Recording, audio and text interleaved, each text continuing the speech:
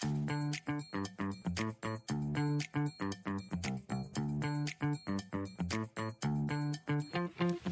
everyone, welcome to Coffee with Changemakers. I'm Robin.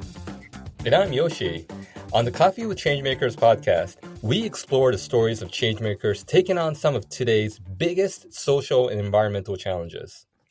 Every episode, we host an intimate conversation on social impact and leadership, where we listen, learn, and connect over a cup of coffee with inspiring guests from all over the world.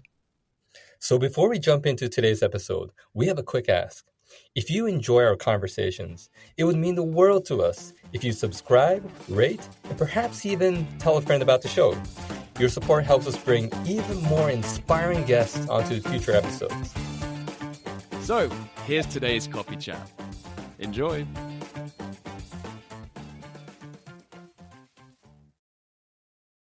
Hey everyone, today we'll be speaking with Tom Chevallier, co-founder and director of Plant the Seed, an impact business based in South Africa. Plant the Seed is dedicated to promoting sustainable practices, particularly recycling and waste management within schools and businesses, with a vision to transform communities through education and practical solutions that reduce waste and build environmental awareness.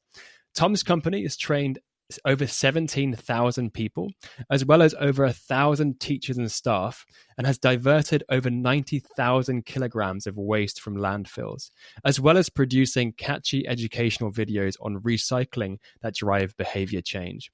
One of the company's key initiatives is its Zero Waste Toolkit, a holistic end-to-end recycling solution tailored for schools and corporations to help them reduce waste. Tom and I met at Schumacher College in the UK this past summer, and it's a well-known centre for ecological and holistic education. And when we started talking about his work in South Africa, I knew we'd have to have him on the podcast. So here he is. How's it going, Tom? Hey, Robin. Thanks for having me here on the podcast. Long time no see. You look well. Yeah, it's been a while. It's been a minute. Back in South Africa now. Awesome. And where are you based in South Africa? I'm in Cape Town, South Africa. Yeah. Okay. In a lovely part of the world. Bay. Yes. Holt Bay. Holt Bay, meaning wood bay. Oh, very nice. Very nice. Yes. I'm getting a very good vibes and view from the window behind you. So I can only imagine what it's like to live there. But yeah, it's great to reconnect after our time in the UK and in the magical Schumacher College. And yeah, to get us started, I think we can probably talk for quite a long time because we have a lot of things in common. But I would love to dive into your early years. Like, where did you grow up and where are you from originally? I grew up in South Africa and went to school here, born and bred here.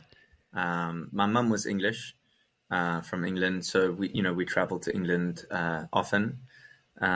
And based in Cape Town, schooled here, university here, and started my business as I left university. So spent a lot of time in South Africa.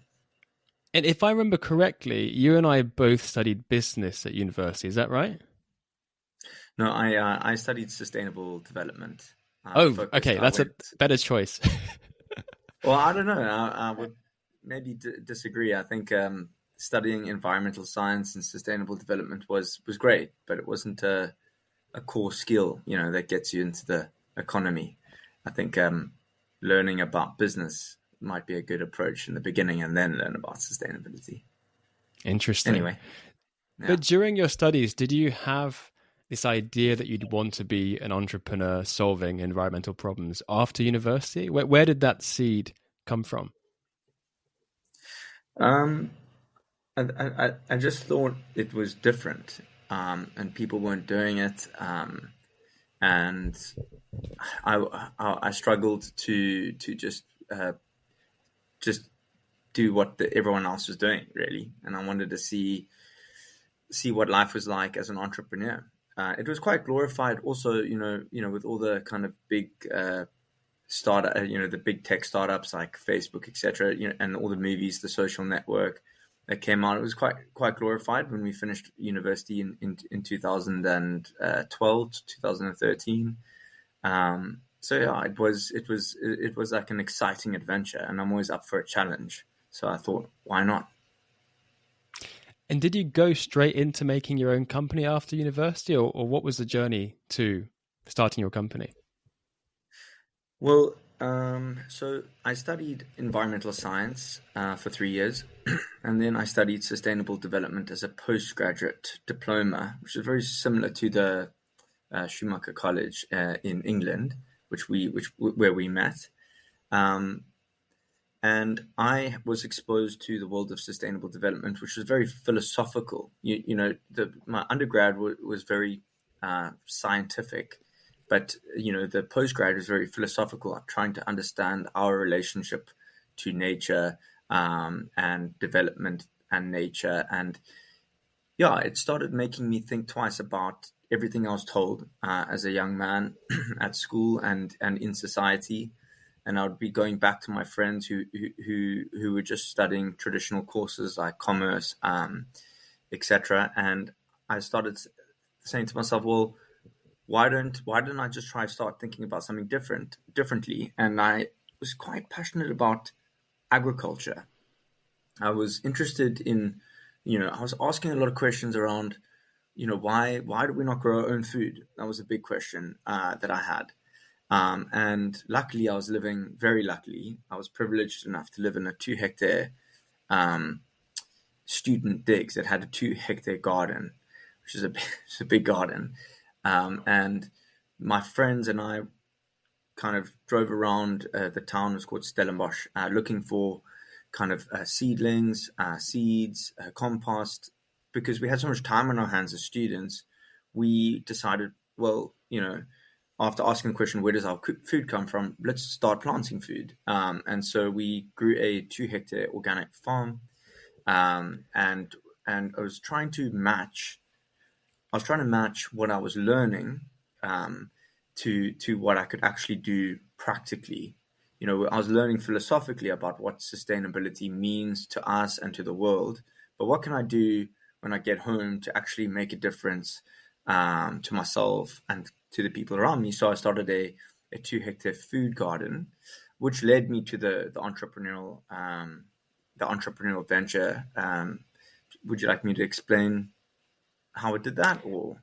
Yeah, I'd love that. So you just began.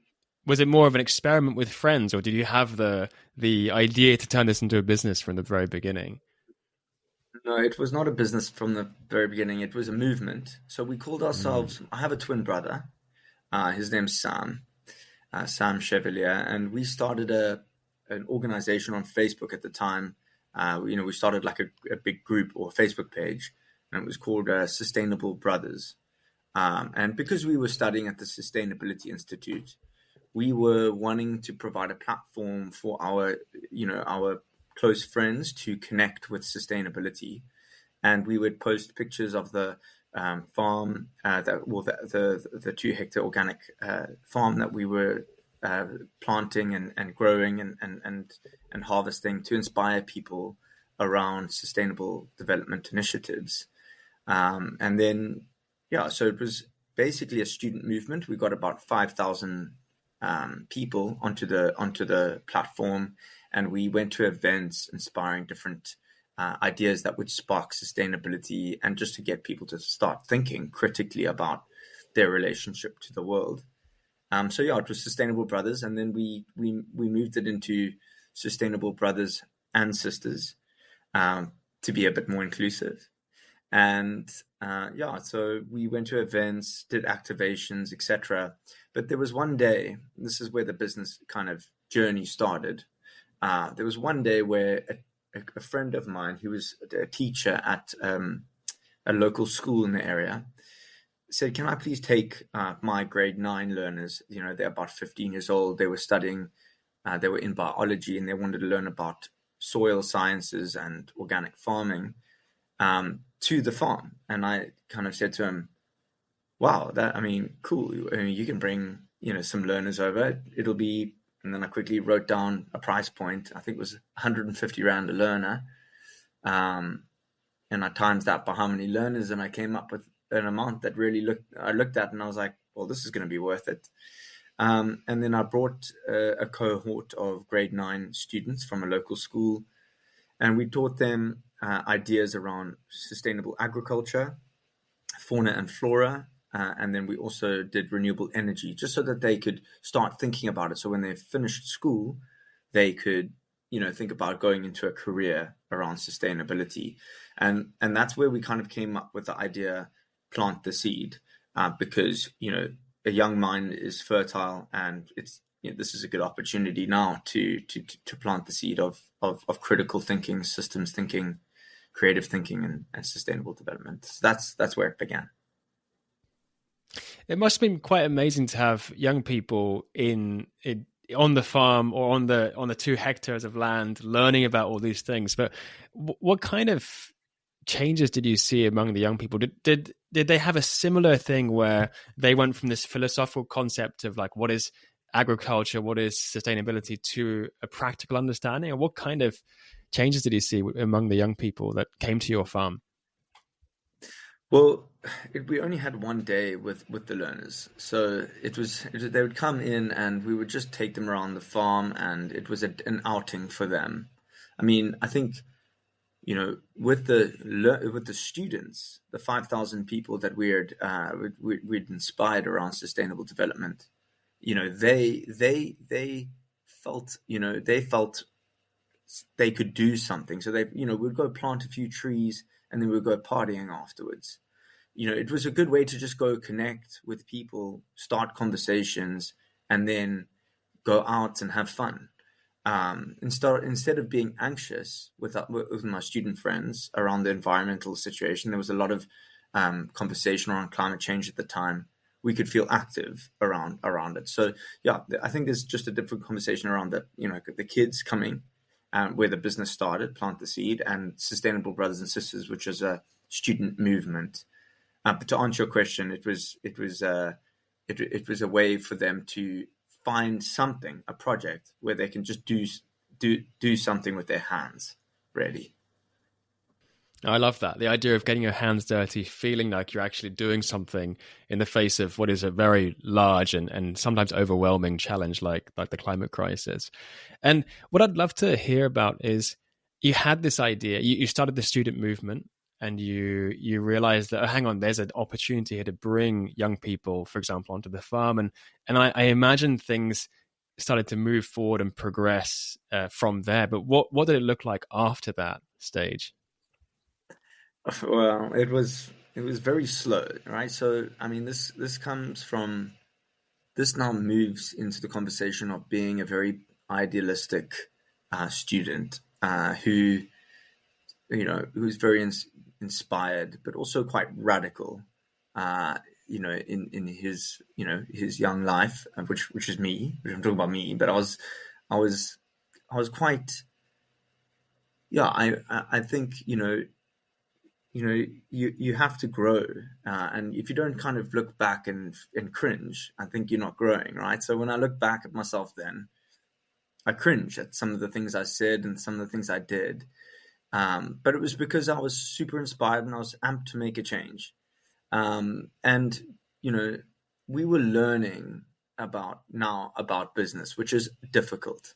We made a sale, we got Bishop's learners in, but the farm wasn't going to be we didn't own the farm, we were renting it. The student digs was called the farm. And so soon we would have to get out. And I only got, I think, 2 more student groups in, which made me start learning about the sales process and business administration and management, which I was woefully underprepared for, and realized quite quickly that it's going to be difficult to grow the business. Yeah. And so when you came to that realization that, oh, this is going to be challenging to continue to sustain over the long term, how did you begin to overcome that challenge? Yeah, so it was patience. It was just pushing forward. It was doing random phone calls to schools in the local area to be like, we're bringing in. It's building brochures. That we we thought it was going to be easy. We thought sustainability is a no-brainer. It makes sense for the young generation to start interacting with, the concepts of sustainable development. But unfortunately, it fell on deaf ears at schools. Teachers, what we realized, aren't decision makers. And unfortunately, the kind of programs that we were building weren't selling. I'm just going to kind of fast track now 2 years from the farm. We moved back to Cape Town, which is an hour journey. We didn't have the farm. We had to do workshops at the schools. So we would say, would you like to build a food garden at the school? We will bring in facilitators and we will support your development of local, small veggie gardens that they could work on, with the kids during breaks, etc. But, we did about 6 or 7 of these programs. They're very resource intensive. They're quite a big project. A lot of time and energy went into it without not much profit. And so we realized, okay, perhaps these programs aren't the best business idea. And so we kind of started thinking, okay, what can we do next? And then I got a phone call from a angel investor who said, I like what you're doing. What do you think your next steps are as a business? And then we said, we went back to the drawing board and we said, with my team, we said, well, maybe it's about curriculum. Maybe it's about giving teachers curriculum around sustainability.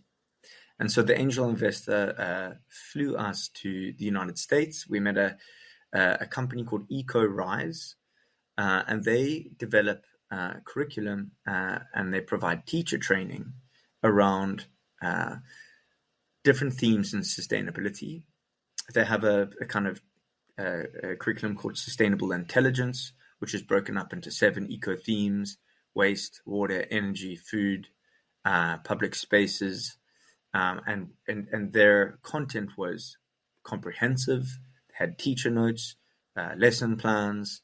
We had built this partnership with an American-based company that had scaled across the US, and we thought to ourselves, right, well, if they can make it work in the US, we can make it work in South Africa. And we got the rights, the rights to develop the curriculum into a South African context. And then we started that journey, which was, again, another big roadblock. It was another big roadblock, which I can explain. Or would you like me to unpack the curriculum a bit further? No, I want to jump a little bit back before we go into that. This angel investor, it sounds like, had a big impact on your trajectory, right? Enabling you to go to the US and meet EcoRise and so on. But how did you meet this angel investor? And I ask this because a lot of people ask these kinds of questions. How do you find those people who can help get you to that next stage? He had invested in my twin brother's company, and he had invested in my cousin's cycling passion. So he was a very wealthy philanthropist that liked my family, and I reached out. So it's really, an angel investor is the only angel investor I've ever connected with, and it was just lucky. It was just very lucky family and friend connection. Got it. But still, it requires, even though it requires some luck, you still have to have that vision and the plan to get them excited and get them to want to invest in you. So respect to you for making that, or making that ask and making that happen as well. I want to go back to what you mentioned earlier about roadblocks and implementing this curriculum in South Africa. But what were the kind of challenges you faced, and how did it impact your company? Well, we were in an incubation program at the time, and the big conversations that these the incubating mentors would say is fail quickly, fail forward, get to a solution that works. So we people tell you things, but then you don't really listen. You kind of have to go through the experience to understand what's not working. But to answer your question immediately, teachers just do not have the capacity to enter new curriculum. In South Africa, around the world, there are different curriculum standards which teachers are used to. They're used to teaching a certain theme, and they have lesson plans around that theme, and they understand the lesson plans very well because they've done it several times. And so integrating innovation within the classroom, it's not feasible because teachers are so inundated with everything that goes on in a school.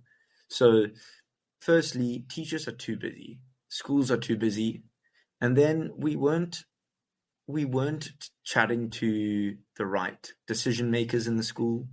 But I think also it wasn't a bleeding neck problem. A bleeding neck problem is what I'll go into later, but it's basically it wasn't a big problem in the school, so it doesn't require the kind of attention of the decision maker. It's a nice to have, which we learnt. I wouldn't say we learned quickly, but we learned. Teacher selling curriculum to teachers and schools is just not going to work. And that's a really valuable learning, right? And you can only learn that by trying, by doing it, and making those, I wouldn't say mistakes, but making that decision and getting feedback in real time. So I want to dig into this bleeding neck problem. I love this idea. I assume that means an urgent problem that needs solving for a school or a company. But what was the bleeding neck problem that you discovered, and how did you change your company's course after identifying that problem? So we had a new partner came in. His name's Damien Hewitt. He's now my business partner now, and he came in with specific kind of passion around waste management. So when we started Plant the Seed, it was 2015.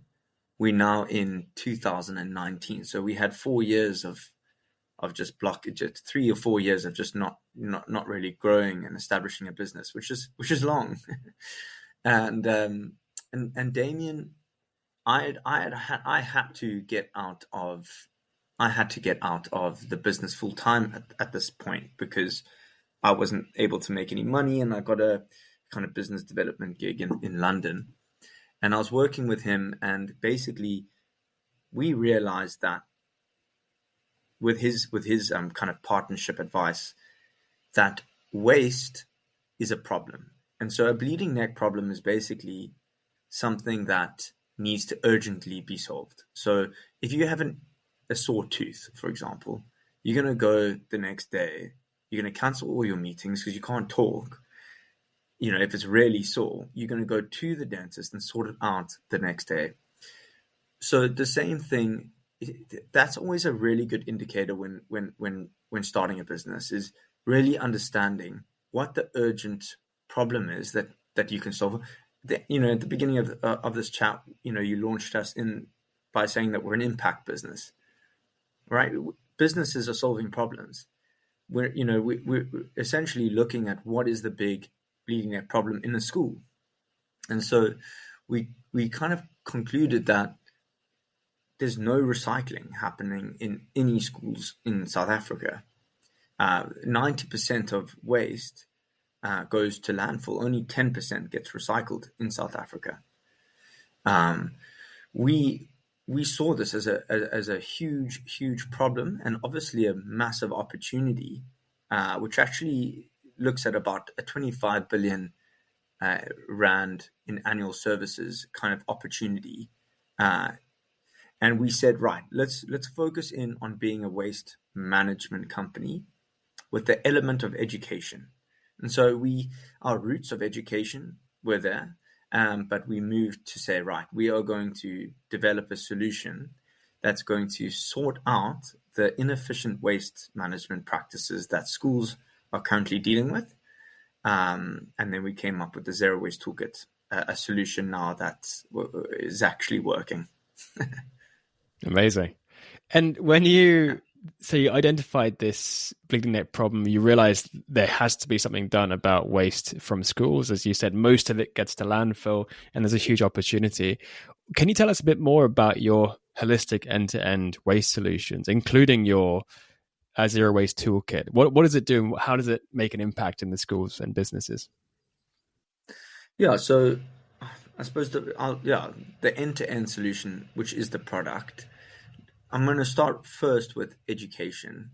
So we had built this partnership with EcoRise, right? They had curriculum around waste in a part of their sustainable intelligence, like lesson suite. We looked at that, and then we transferred all that content into South African English, moved lorries into trucks, moved Fahrenheit into Celsius. There's a lot of South African English rather than American English, which cost us money to do, and we got a funder to do that. So we got waste curriculum. Now we had that curriculum that could that we could integrate into the school to help teachers teach about waste management and circular economy. But that was what we learned again, was that's going to be the cherry on the top. Right, so I just wanted to kind of start with education, where we kind of started from, but the solution, the end-to-end solution, is really about infrastructure, and separation at source. So infrastructure is the big problem with recycling. Everywhere you look in South Africa and around the world, there's only one bin for everything. There's literally only one bin, and it's a black bin. And so we said, right, we need to get separation at source infrastructure into schools, whether it's a 2-bin system, meaning dry recycling, wet recycling, or a more, which we prefer, a more separation at source system, which is a 3-bin system, looking at paper and cardboard, glass and tin, and plastic. So we install infrastructure. After we've installed the infrastructure, we put in relevant signage, big signs on the bin saying what the waste category is. We put UR codes to link to our Instagram, which is always bringing in new insights to recycling and what to do when to recycle. We provide signage around marketing and campaigns that could incentivize you to recycle. So it's all about infrastructure and signage when it comes to actually developing the system. But then it actually, to add on to that, you need to get every individual associated with the system. But each stakeholder, rather than individual, let's say stakeholder, you'll have different, you have teachers, you have admin, you have ground staff, you have cleaning staff, you have the learners. They play a role and different roles in the system. So teacher training, we provide them with the curriculum, the waste curriculum, but they're also teachers. They need to, walk the talk, so that, the learners are going to see them and see what they do. So the teachers need to be taught on the system, the red, blue, yellow bins, separation of source bins. The ground staff need to know when to move the recycling into the depot. We also provide a depot, a very cheap, small depot. Depends. I don't know if it's depot or depot, but anyway, let me know if I'm going into too much detail here about this. No, this is fascinating. No, please keep going. I'm taking the ground notes. staff need to know when the recycling moves to the depot, right? The cleaning staff need to take the paper waste and put it into the paper part of it. Everyone needs to know what to do, and we do training. So it's infrastructure and training. The last one is a retainer. So this is where it gets really interesting, and I'd like to discuss this further. But the Zero Waste Toolkit then provides, once the system is established, we then broker a collector. So traditionally on waste management, you have big trucks that go on our roads, and they literally just throw all the waste in the back of the truck. We believe with the separation and source system, there's an opportunity here for small businesses to collect recycling and go back to their own centers, sorting centers or buyback centers, where they bale the waste and then sell it onto the recycling economy. This way, we manage a small business. They send us an invoice after they've done collection. And then before we pay the invoice, we ask them for the data, which is now crucial. So the small business provides us with the data that is recycled from that school, and then we provide metrics, waste metrics, each month to the decision makers so they can actually understand what they're doing in terms of recycling, what's being recycled and what's not, how much general waste is in the recycling bin, etc. So the retainer is important for monitoring the collectors, but it's also important in terms of ongoing support. They can pick up the phone, call us, we need more bins, we need more signage, we need an extra training. The grade 8 learners that are coming in don't know the system, can you come back? So there needs to be ongoing support. So that's the Zero Waste Toolkit. It's an end-to-end solution with infrastructure, training and education, and then a collection retainer with ongoing metrics and ongoing consulting. I know you've been doing this since 2015, was it? So it's been almost 10 years. Is that right? But 9 years, but yeah, the Zero Waste Toolkit, 2 years. But from what I spoke about in the beginning, 9 years. What I find so impressive about this is that I think this is such a good example of systems thinking, right? You're not just providing one of those things, the education, the infrastructure, the data analytics afterwards. You're doing all of it, right? It's literally end to end. And you've managed to productize it in a way that solves one of these so-called bleeding neck problems for a school or a company. I think this is a fantastic example of how you can provide not just one solution, but an entire suite of solutions that solves an urgent problem. Now, I'd love to hear about the kind of impact that you're making, because I know you're working with several schools and businesses, but can you tell us some highlights of your work so far with different organizations? Yeah. So 15 accounts, 12 of them are schools, 2 of them are cafes, 1 is a small business. We've diverted over 100,000 now, as this last month, 100,000 kgs of waste. And then, about 18,000 learners, 1,000 teachers. It's a small drop in the ocean. We think that our data and our impact could be a lot bigger, when we grow. We've got 16 live proposals. We're looking at being at 45 accounts next year. I think, to put that in, if we get to 45 accounts, we'll be diverting around 200,000 kgs a month, which I think, I don't know how heavy a blue whale is, but it's pretty heavy. Often we give our clients 20 large elephants, and that's how much you're diverting. I forgot the actual number now, but it helps to really understand the impact. So I hope that answers your question. That's our impact to date, but it's a very small number. Yeah. But what I also really like about what you're doing, what I find so interesting, is that you're not just doing the hard side, the infrastructure, the data, and so on. You're also essentially encouraging small nudges in behavior change at a really critical age level.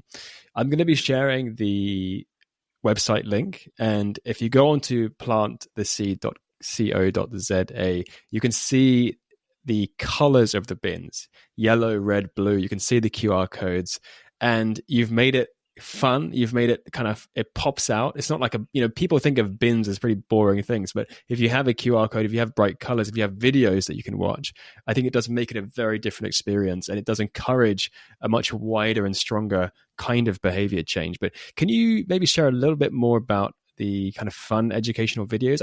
If I remember correctly, last time we chatted, you had some videos on the website that the children could watch. Is that right? Yeah. So we're bridging two big gaps. The big gap is, like you said, infrastructure: red, blue, yellow. Let it stand out, and the colors help with behavior change because it's like yellow plastic. Then the big one is the knowledge gap. People don't really understand recycling, and I'm also slowly understanding it. What is plastic recycling? What are the different codes? PET, HDPE, LDPE. So we did videos around specific 1-minute videos around specific waste categories. And then we did tins and metals, separation at source. Like, what is separation at source? We're doing one now on the problem of illegal dumping. So we just did short, quick educational videos to just capture your attention around understanding each waste stream. So the videos are there for a South African audience, and from a business perspective, what is a good way of trying to manage cash flow and a business is to sell. Say an entrepreneur is really just a salesman, at least for the first 2 or 3 years in the business. You're just selling. I mean, I would have to say in the last 9 years, I've just been trying to sell. But to help with cash flow, salaries for everyone in the team, we needed to fundraise as well. And so it kind of made sense from a business perspective to fundraise and develop these educational videos and sell to schools, which was going to heighten our value proposition in schools whilst helping with cash flow, if that makes sense. And the videos are for a South African audience. So we're about to finish 10 videos now. We haven't actually got any strategy or marketing budget to deploy them, nationally. We're just trying to finish the production now. But we're using the videos at the moment because schools can't keep getting us to come in and educate. Right now, there's free videos for them to just play in the classroom so that they can keep refreshing their knowledge around recycling, meaning we keep delivering our USP, which is a unique selling proposition, for free whilst we can get new clients. So really, it's helping with recycling rates because we see the numbers. As I said, we've got the metrics. We see the numbers each month of each school. So we see how much is going to landfill. And then we'd say, right, this school's not performing. Send out the videos. Please say to them, please play the videos in assembly. You need to increase recycling rates at the school. You guys are underperforming. So it also helps with recycling rates in our client schools, as well as partners, people that are also trying to do what we're doing. We say to them, look, we're all in this together. Use our videos. So yeah, that's a little bit about the videos. That's all. So it's a great way to scale the impact. As you say, without you having to be there in the school, you can still get the message across in a powerful and compelling way. You mentioned some of the highlights in terms of impact and so on, but you must also be facing a lot of challenges, I assume, in rolling out this kind of quite complex kind of service. But what are maybe one or two of the key challenges that you've faced recently or that you're facing now?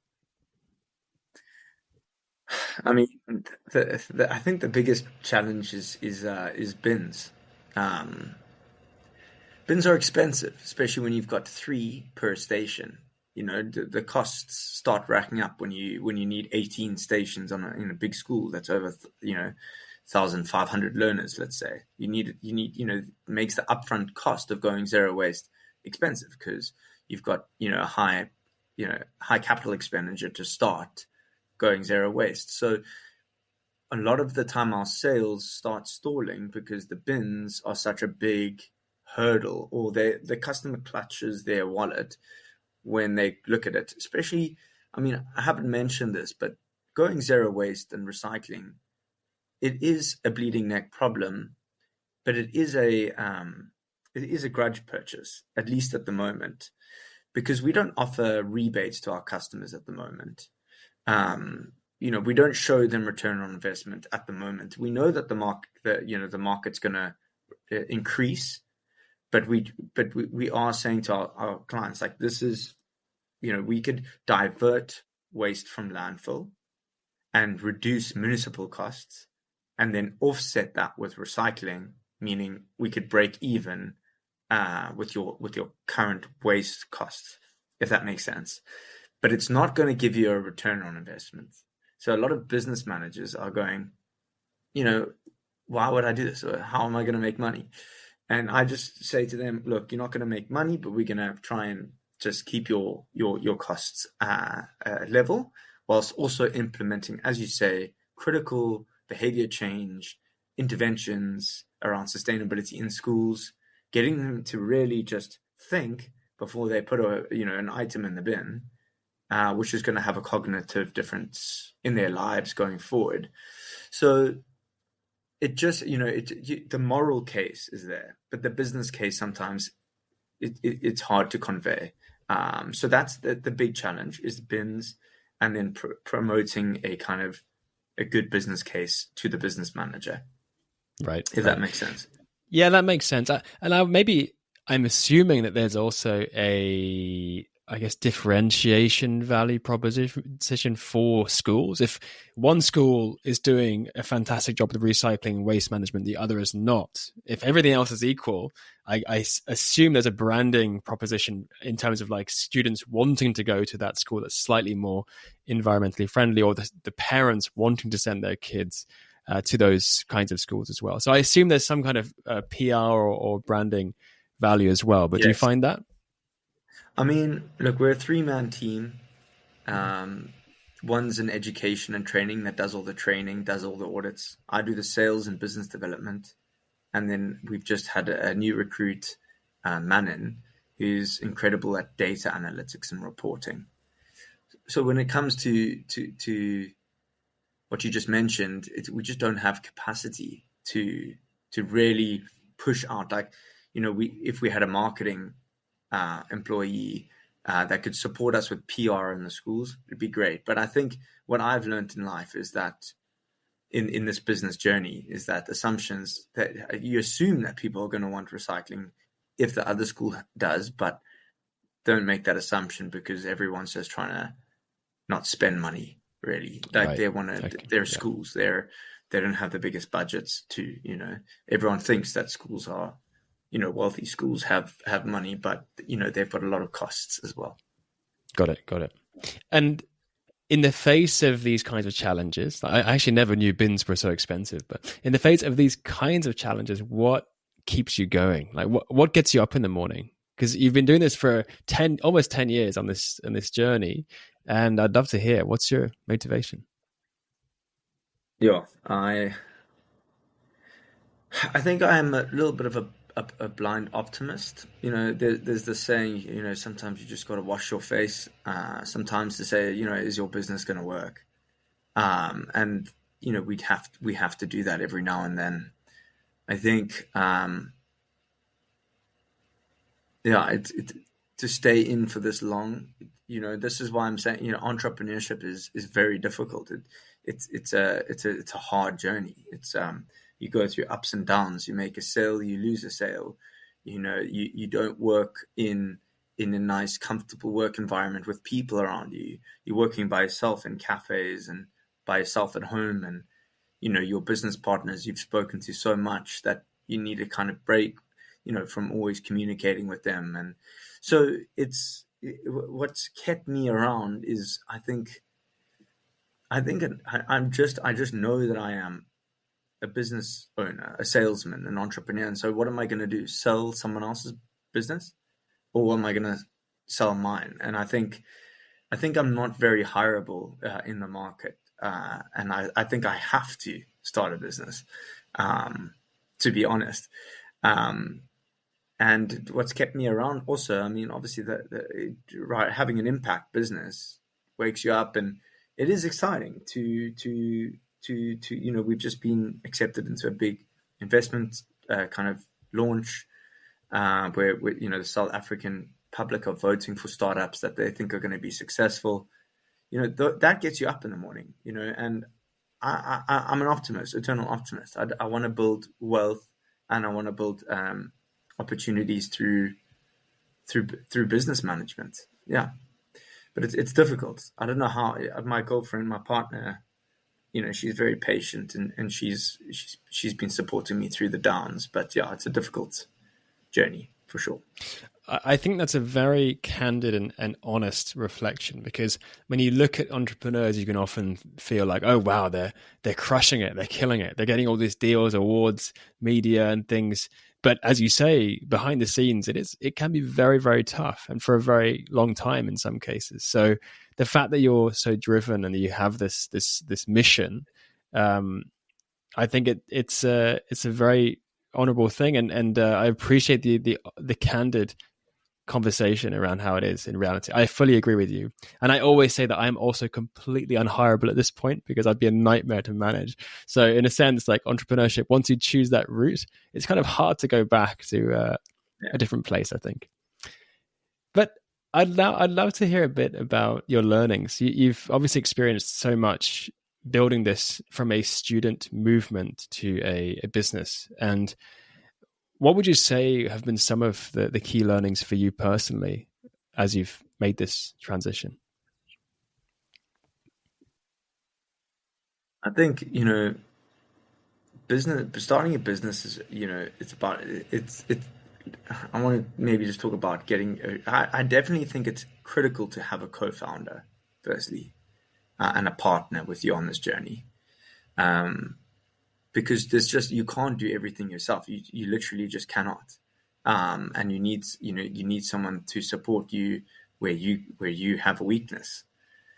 But the most difficult, I would say, the most difficult has been managing business relationships, with the co-founder. They say 68 to 70% of businesses fail because, the management team don't get along. And I think it has been very difficult to navigate the downs and try to stay optimistic through them with your partner.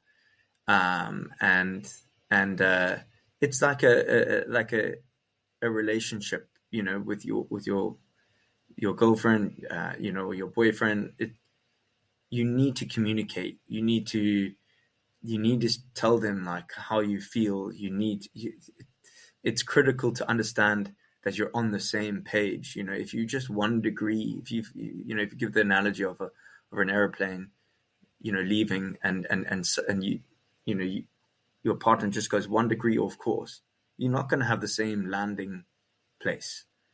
So it's about understanding where they're going 1 degree off. And to understand that, you need to communicate. You need to understand this is the vision. This is the mission. This is our shareholders agreement. If it all works out, but you're always kind of saying, if it all works out, is it going to work out? I don't know. So then you lack motivation, and then you sometimes start going, is this worth it? And so I think management and carefully considering each other's expectations and assumptions is crucial. And that's been definitely my biggest challenge. Right. And then my next open communication. Sorry, yeah. Open communication, right? Being open with your co-founder, your team. I fully agree with that. And you were going to say another one as well? Yeah, I'd say so. Management is difficult, and I think everyone needs to realize that you're in sales. Like it's you need to sell something before you can get money in. And so sales is really hard, man, and really understanding. Sometimes I say, in sales, you don't take no as an answer. You literally don't, and it takes it out of you, because you literally have to remove your ego, remove your self-worth sometimes, and just pick up the phone and go, listen, I think your school needs to go zero waste. I know you said no last month, but have you changed your mind this month? So it's saying, the no was just a no then. Today is a different day. So I think the most difficult part of entrepreneurship is that kind of dropping the ego and being very persistent. Yeah, I'd say Yeah, that's persistence a is very key. difficult, very difficult Yeah. part of it.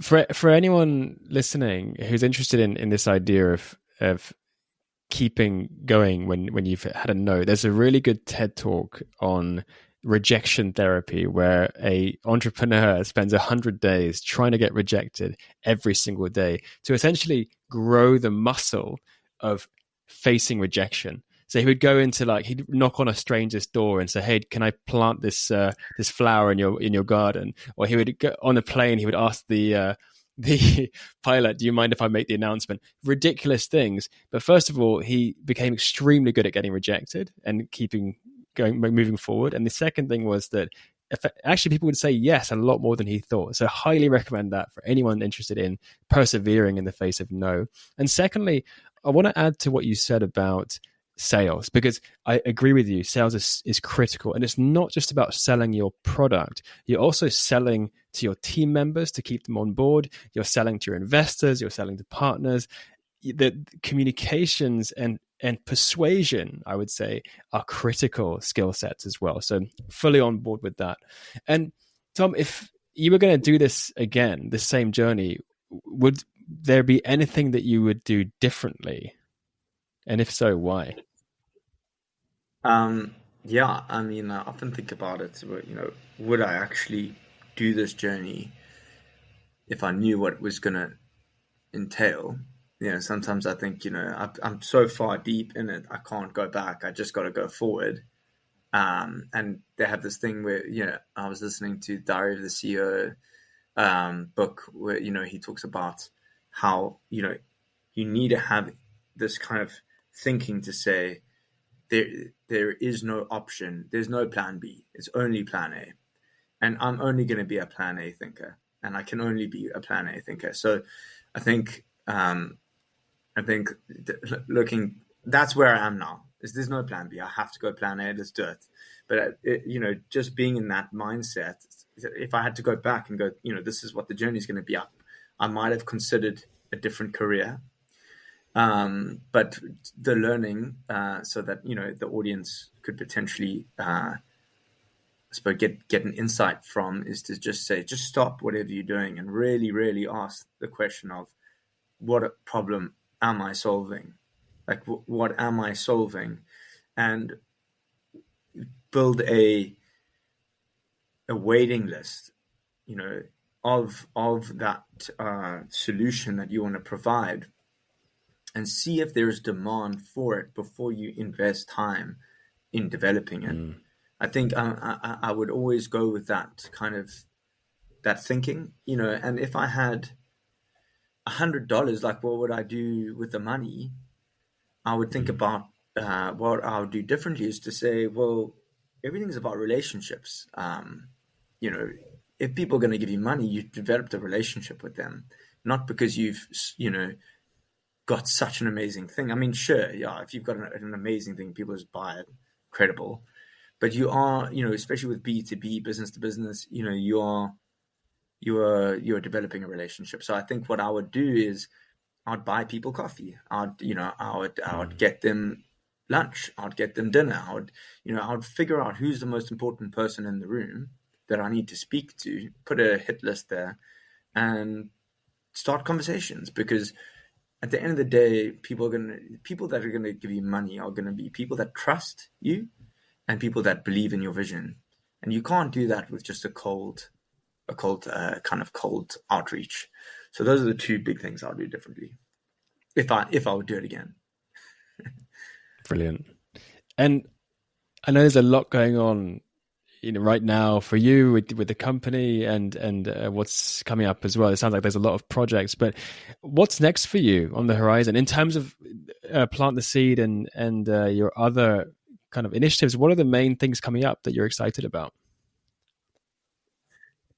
Yeah, I think as a kind of dreamer around the business, I think I keep having to remind myself, just focus on selling the Zero Waste Toolkit, just get new clients, get to the 45 accounts next year, and focus on what solution you're providing. it's a comprehensive one. It's end to end.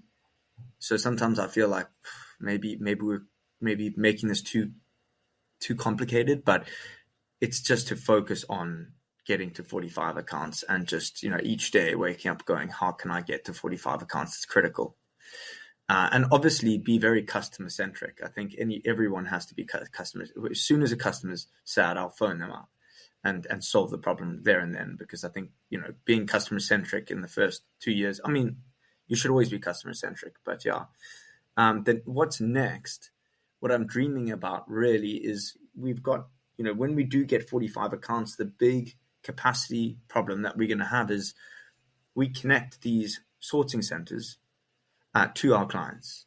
And I think that could be a spin-off where we could develop a ad hoc. See, the big problem is that everyone is, the waste management industry has got these big, archaic, I would say archaic. I'm David versus Goliath here, but they basically are going in big trucks around and picking up waste, right? I see a more efficient model where you've got small businesses across South Africa and across the world, where you can empower an individual who's got a bakkie. A bakkie is a South African term for a truck or a small cab, and they have space in their truck to pick up the waste, take it back to their site, weigh it, sort it, and I pay them, right, as a broker. And I think decentralizing the waste system so that it's not linear across the African continent could be a very exciting